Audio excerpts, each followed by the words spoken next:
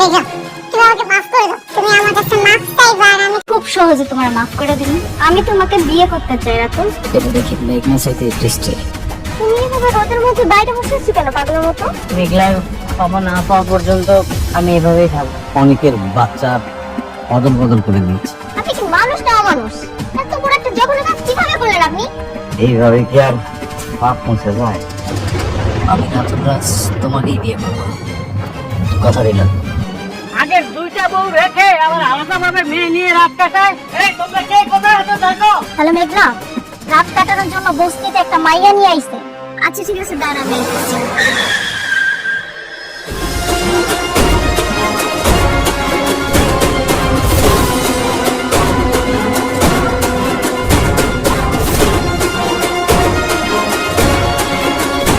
বাহ, এরা তো আমগো পুরান মানুষই। কি ব্যাপার অনেক শান্তাকে নিয়ে আসছো যে? বৃষ্টির কি হয়েছে? বৃষ্টিকে আর ভালো লাগতেছে না? না ভালো লাগবো কেমনে, স্বাভাবিক না, পুরান হয়ে গেছে না।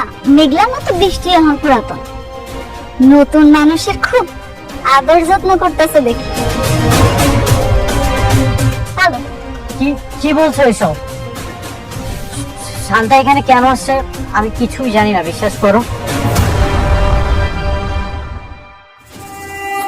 আরেকটা কথা, আপনাদের সবাই রে কয়ে যেতেছি, অনেক এখানে যা খুশি তা করুক, আপনারা কেউ আমার আর ফোন দিবেন না।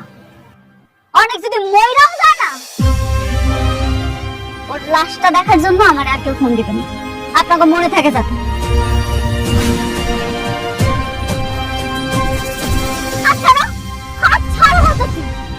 খবরদার তুমি আমার আর স্পর্শ করবে না।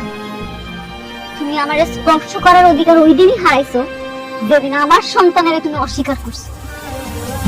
আর যা খুশি তো তুমি মইরা গেল না, আমার এখন আর কিচ্ছু আসে না, বুঝছো তুমি?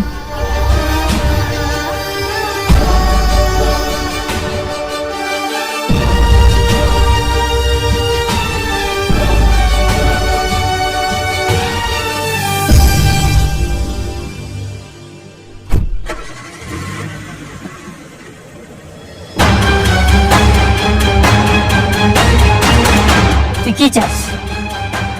কি হলো, চুপ করে আছিস কেন? তুই কেন আমার সাথে ঝামেলা করতেছিস? বল।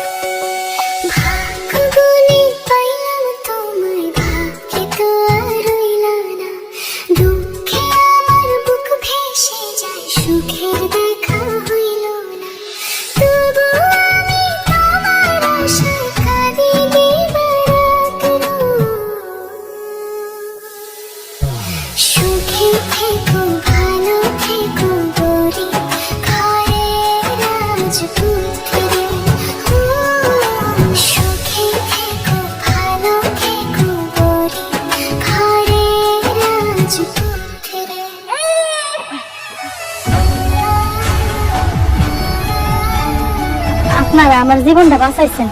আমার স্বামী যদি শুনতো এইবার আমার মরা অবস্থা হয়েছে, তাহলে আমার মাইরাই হালাইতো। আচ্ছা শোনো, এইটা যে তোমার বাচ্চা না, এটা কিন্তু একদম কখনো ঘোরা করে কাউকে বলবো না, ঠিক আছে? কি যে কন, আমি কেন যাই না শুনে আমার সংসারে আগুন লাগাম কন। আর আপনারাও কখনো এই সন্তানের দাবি নিয়ে আসেন না। শুনেন, আজ থেকে এই সন্তানের যত খরচ লাগে সব আমি দেব। আপনারা ফোন নাম্বারটা রাখবেন, যে কোনো সমস্যায় আমাকে কল করবেন আপনি। আচ্ছা ঠিক আছে, তাহলে নাম্বারটা কর আপা। 0196243700। আচ্ছা হয়েছে। এ আম্মা, আমরা তাহলে এখন যাই, মানে কে কখন আইসা হবে তখন আবার ঝামেলা হবে। চলো। হ্যাঁ হ্যাঁ, আমার স্বামী এবার আসলে সময় হয়ে গেছে, আচ্ছা যদি আপনাকে দেখে ওটা কথা অনেক প্রশ্ন করব। আচ্ছা ঠিক আছে, আমি যাচ্ছি। আপনি কিন্তু কোনো কিছু লাগলে আমাকে কল করবেন। আচ্ছা ঠিক আছে।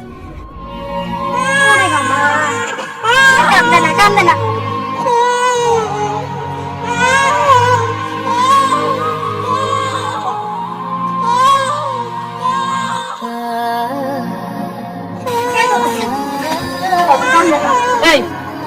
বাচ্চা কাঁদতেছে কেন? ও দুধ খাসনি? ঠিক মতো দুধ খাস নে, ঠিক মতো যত্ন করবি। একমাত্র সন্তান আমার, তোর যদি যত্ন ঠিক মতো না করিস তোর কিন্তু খবর আছে।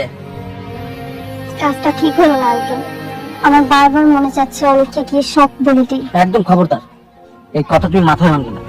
অনেককে যদি তুমি এই কথা বলো, অনেককে সারা জীবনের জন্য হারাবে। আর অনেকের বউ মেঘলা সোজা আমাদেরকে নিয়ে জেলে ঢুকিয়ে দেবে। আরো কিন্তু এত বড় একটা সত্যি। থাকো, কিচ্ছু নাই, আসো।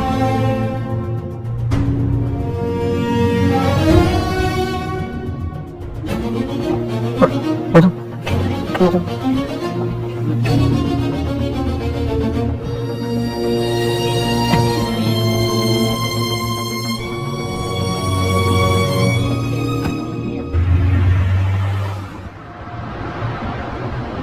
এটা আপনি কি করলেন? হ্যাঁ, আমি আপনাকে ডিজাইন দিয়েছি একরকম আর আপনি বিল্ডিং করলেন অন্যরকম। এটা হইলো কিছু?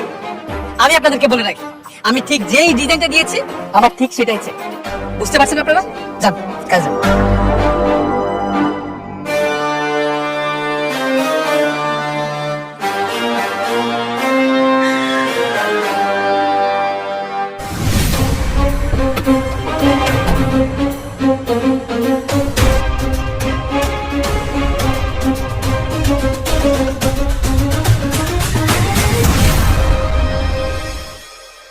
আরে কি ব্যাপার, আপনি এখানে? কেমন আছেন? এই তো ভালো, পাশ দিয়ে যাচ্ছিলাম। আমার এখানে প্রজেক্টের কাজ চলতেছে। তুমি কেমন আছো? আমি কি আর ভালো না থেকে পারি? কেউ যখন উপরটা সিঁড়ি পেয়ে যায় তখন তো ভালো না থাকার প্রশ্নই আসে না। ঠিক ঠিক, কথা ঠিক। তোমার সাথে তো এখন বৃষ্টি আর ওমর জাফর আছে, তাই না? হ্যাঁ, ওমর জাফর তো এখন আমার বিজনেস পার্টনার, তার সাথে এখন বেশি ডিল হচ্ছে। Good, very good. তো এখানে কি করতেছিলা? ও এখানে এখানে একটা শপিং সেন্টারের প্ল্যানিং হয়েছে, ওটারই কাজ করছি আর কি। গুড জব, মন দিয়ে কাজ করো, একদিন অনেক বড় বিজনেসম্যান হবা, হবা আমি জানি। অনেকের সাথে যতদিন ছিলাম তার কাছ থেকে আমি অনেক কিছু শিখেছি। বলতে গেলে তার কাছ থেকে আমার সবকিছু শেখা, এটা আমি কখনো অস্বীকার করতে পারবো না। বাদ দাও না, থাকে সব কথা। কেন? এক সময় তো তার সাথে কথা বলার জন্য, দেখা করার জন্য আমাকে খুব রিকোয়েস্ট করতেন, এখন কি হলো? করতাম, সময় পাল্টাই গেছে। আমার সন্তান মরার পরে আমি আর ওরে চিনতে চাই না, অনেকের নামটাও না আমি আর শুনতে চাই না।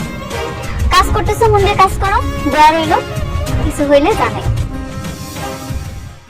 চলো।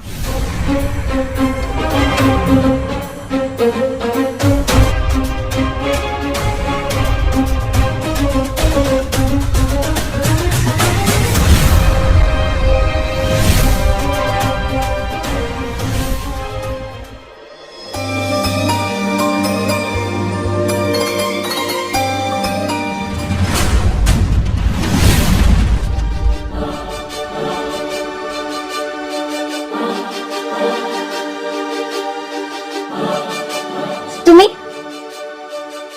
আমার অ্যাপয়েন্টমেন্ট ছাড়া আমার চেম্বারে বসে থাকার সাহস তোমার কে দিল? মেঘলা, তুমি আমাকে ভুল বুঝতেছো। সেদিন আমি শান্তাকে নিয়ে আসিনি, ঠিক তুমি চলে যাওয়ার পরে ও স্বীকার করেছে এই সবকিছু রাতুলের চক্রান্ত। তা আমি কি করব? আমার এগুলো শোনাতে আসছো কেন? তুমি কি ভাবছো আমি শালিমা চৌধুরী? তোমার মতো সস্তা বস্তি মার্কা লোকের কথা শোনার কোনো সময় আমার কাছে নাই। এই তুমি জানো না, তোমার দেখলে আমার মৃত বাচ্চার কথা মনে পড়ে যায়। তারপরে তুমি কেন আসো আমার কাছে? বারবার বলছি না তুমি আসবে না। কারণ আমি চাই না তুমি আমার থেকে দূরে থাকো। আমি তোমার ভুল বুঝিনি। তোমার দেখলে আমার খালি কোলটা উপহাস করে। তুমি আমার সন্তানের খুনি। তুমি কেন আসো বারবার আমার সামনে?